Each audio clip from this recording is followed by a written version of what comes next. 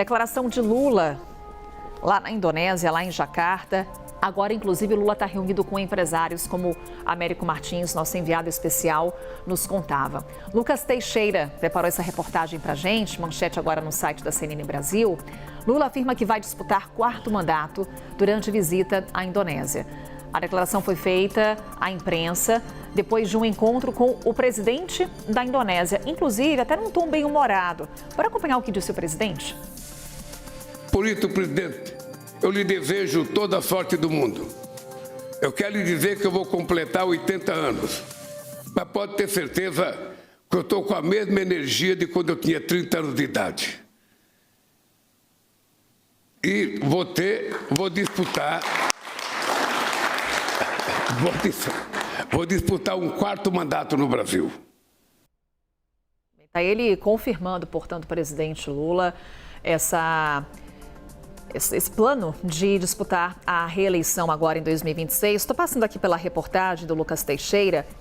O presidente Lula, ele traz essa questão ali ao lado do presidente da Indonésia, porque ele faz referência à idade do presidente do país. E aí, na sequência, ele confirma que vai disputar a reeleição no ano que vem. É uma agenda que a gente está acompanhando na Ásia, focada principalmente nas questões comerciais. É o Brasil tentando buscar novos mercados em meio ao tarifaço de Donald Trump. Temos a Isabel Mega com a gente. Isabel, e aqui 2 olhares que a gente já pode trazer para essa nossa primeira conversa, né? Primeiro, um pouco dessa agenda internacional de Lula, está lá na Ásia, mais uma vez na Ásia, e tentando buscar ali alternativas às nossas exportações, já que somos sobretaxados lá nos Estados Unidos com as maiores tarifas de Donald Trump, inclusive, Isabel. E temos também agora essa confirmação de Lula nessa viagem internacional há já menos de um ano do primeiro turno das eleições de 2026, confirmando que sim, ele vai disputar a reeleição, vai disputar um 4º mandato, que já estava no cálculo político aí de Brasília, né, Isabel? Já estava mais do que colocado pelo presidente Lula. Agora ele parte para a fala literal de que vai ser candidato em 2026, vai tentar esse 4º mandato. Isso parte também de algo que não de hoje, mas do meio do governo Lula 3 para cá, a gente já observa que o presidente Lula tem feito questão de sempre enfatizar o quanto ele está bem de saúde, o quanto a idade não é um problema. A gente viu muito o quanto essa questão do etarismo pautou, por exemplo, as eleições nos Estados Unidos. Então, o governo Lula quer afastar qualquer tipo de ideia de que Lula não teria capacidade de, aos 81 anos, porque se for eleito novamente, ele vai assumir aos 81 anos, de assumir novamente o país e ter mais 4 anos pela frente em um novo mandato. Ele sempre gosta de frisar isso em reuniões com aliados, em reuniões com membros do governo, em discursos públicos, o quanto ele se sente bem de saúde. E ele está prestes a fazer aniversário, por isso essa menção também aos 80 anos. No dia 27 de outubro, próxima segunda-feira, o presidente Lula faz 80 anos de idade e no dia anterior, tudo indica que ele vai se encontrar com um quase 80ão também, que é o presidente dos Estados Unidos, Donald Trump. Então, a ideia é que ele tenha algo a celebrar também no cenário internacional, nas nossas relações com os americanos, nesse aniversário de 80 anos. Está tudo sendo pavimentado com essa ideia, ainda que a gente observe uma posição muito cautelosa em relação à nossa diplomacia, inclusive de cravar que o encontro está 100% acertado, cravar horário, mas a expectativa que está no ar, como o Américo vinha dizendo para a gente, é que esse encontro aconteça no próximo domingo e que seja um encontro bastante produtivo, mas não necessariamente definitivo sobre as nossas relações com os americanos. Inclusive, Donald Trump voltou a falar sobre a taxação do Brasil, alguns indicativos ali sobre a carne, que poderiam ser interpretados de que a gente pode até ter um arrefecimento em relação ao tarifaço que foi aplicado sobre o Brasil, mas não uma reversão por completo dessa taxação. E aí, quando a gente pensa nos planos eleitorais do presidente Lula também, Carol, é interessante ver como os últimos movimentos do Palácio do Planalto são calculados para dar esse terreno para que Lula chegue em 2026 bastante competitivo.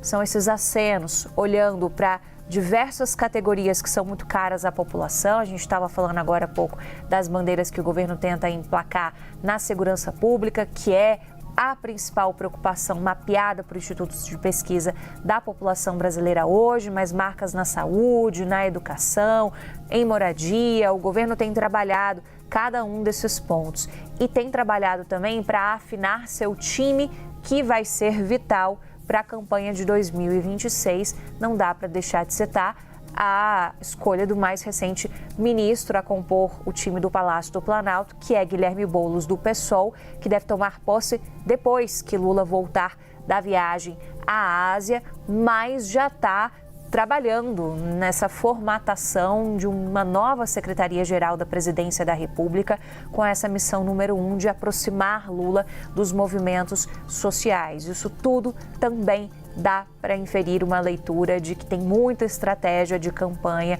O governo entrou no modo turbo da campanha. Já estava, querendo ou não, desde o início do ano, com essas colocações públicas do presidente Lula sobre o seu próprio bem-estar, com a troca na Secretaria de Comunicação Social, tirando Paulo Pimenta, trazendo seu marqueteiro da campanha de 2022 e agora com essa nova movimentação de peças que a gente tem com a chegada de Guilherme Boulos. E passa também por essa vontade de Lula ter um quarto mandato, mas também por uma dificuldade de fazer um sucessor, Carol. Há uma visão de que dessa vez, se não fosse Lula, não teria nenhum outro nome forte o suficiente da esquerda. É uma leitura que a gente vai ter que acompanhar como é que vai ser o andamento, mas uma leitura possível é de que o próprio Lula está colocando as fichas ali no potencial do Boulos, ainda que o Boulos seja do PSOL, não seja do PT, mas é porque alguém da esquerda que consegue trazer um mínimo de capital de mobilização popular, de carisma que Lula tem. Então, poderia ser um nome de um sucessor, pensando já na outra eleição, lá em 2030, a depender de tudo que vai acontecer daqui até lá e de como que a direita também vai se organizar para se tornar competitiva nesse processo todo, Carol. Isabel, interessante, você traz para a gente alguns movimentos que já são feitos pelo governo nesse modo turbo eleitoral, porque exatamente é isso, né? Esse modo eleição já estava ligado, mas agora é ativar modo turbo, porque 2026 está chegando, Isabel Mega. Você traz para a gente a questão do Guilherme Boulos assumindo a Secretaria-Geral da Presidência, mas também tem uma outra pendência que ficou por parte do presidente Lula. Ele vai para a Ásia, mas não define oficialmente, não anuncia quem é o seu indicado para o Supremo Tribunal Federal. A cadeira continua vaga. O quanto que também essa indicação passa por acenos político-eleitorais, quando você escolhe um nome evangélico, a possibilidade de Jorge Messias ser esse nome escolhido pelo presidente Lula e, ao mesmo tempo, qual será o peso de não escolher uma mulher para essa vaga?